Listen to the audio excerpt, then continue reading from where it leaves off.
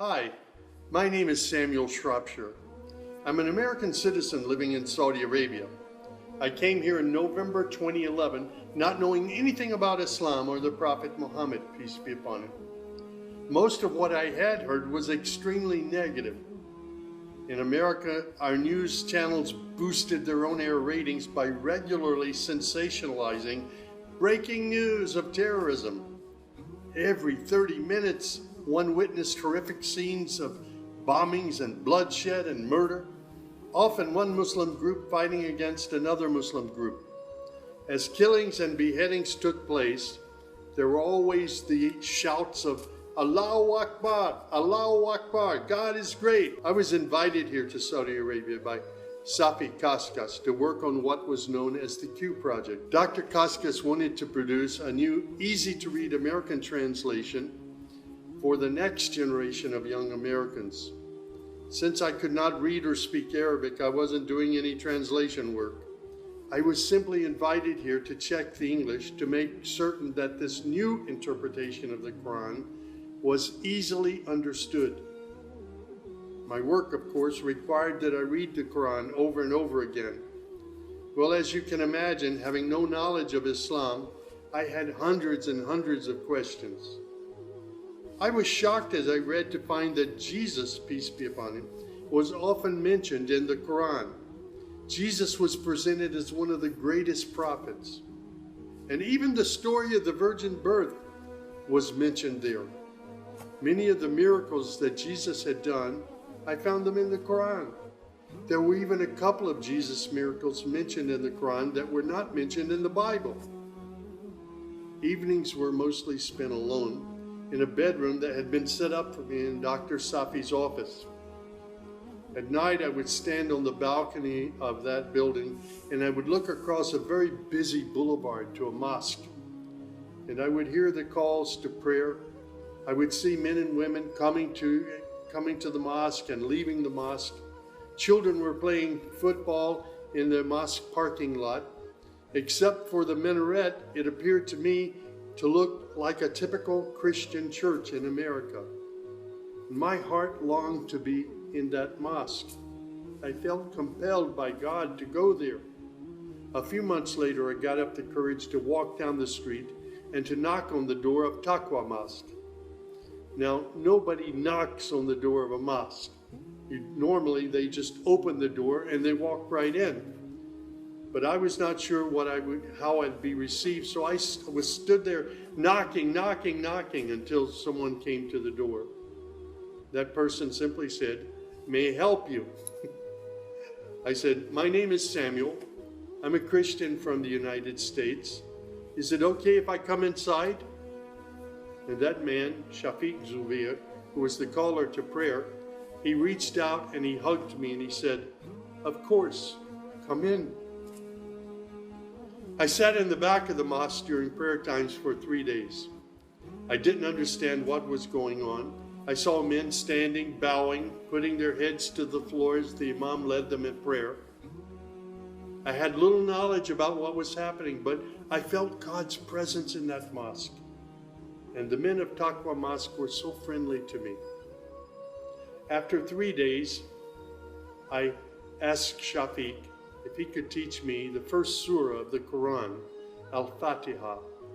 This was a necessary element in praying the 5 daily prayers. I was memorizing sounds, but I didn't know what the sounds meant. So I started comparing them with an English translation I had, and I realized that there was nothing in Al-Fatiha that was inconsistent with Christian teaching. There I read the encouraging words that God was the most merciful, the distributor of mercy and forgiveness. My heart was being strangely touched by the words of the Quran and the love displayed by the men of Taqwa Mosque. Dr. Sadiq Malki would later drive me to the Islamic Education Foundation in Al-Hamra neighborhood of Jeddah, where I said Al-Shahada. According to Islam, we're all equal. There's none above another. There are scholars, but their role is educational. As for the relationship with God, it's personal, it's direct. The faith itself is simple and clear. It's summed up in just 6 points. There is one true God who is unlike any other being. He is neither born nor does he give birth. He has neither spouse nor offspring. Nothing is comparable to him. He's all-powerful. He knows everything perfectly. He is the most merciful. Secondly, a belief in angels who are indeed the servants of God. They obey God's bidding and they do whatever they're commanded to do. They don't have any free choice. Thirdly, there's a belief in divine revelations. Islam acknowledges that God revealed scriptures including the Torah, the Gospel, the Psalms. However, down through the ages, many of these divine revelations had become distorted and somewhat corrupt. The Quran, which also contains God's revelations, is intact. It hasn't changed from the very beginning. The Quran, which also contains God's revelations, is still intact in its original form. Fourthly, there's a belief that in all earlier prophets and God's messengers, not just Muhammad. They believe in Abraham and Isaac and Moses and Jesus and hundreds of other prophets. They believe that the prophets were the best of mankind. Muslims believe in the last day. That's to say, this includes the belief in all that God and his messenger have told us about what happens after death, including recording of good and bad deeds, the resurrection and the gathering of all creatures, the reckoning that will take place on the great judgment day, the prophet's intercession, as well as heaven and hell. Man's ultimate aim will be to save himself on that day. Muslims believe in the divine destiny of predestination. Whatever God wills is certain to take place, and what he has not willed will never take place. This present life is a test for man, and man should endeavor to pass this test. These tenets of faith appeared to me entirely consistent with human nature. And then I asked, how can one become a Muslim? My search showed me that one needs to fulfill 5 specific duties, which are called the pillars of Islam.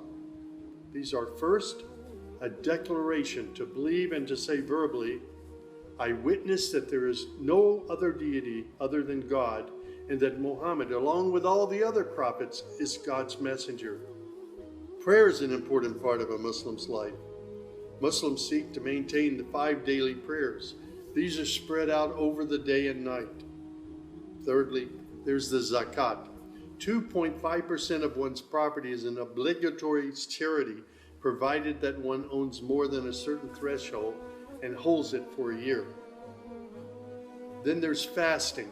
Fasting is an important part of the Muslim's life. Muslims fast throughout the month of Ramadan.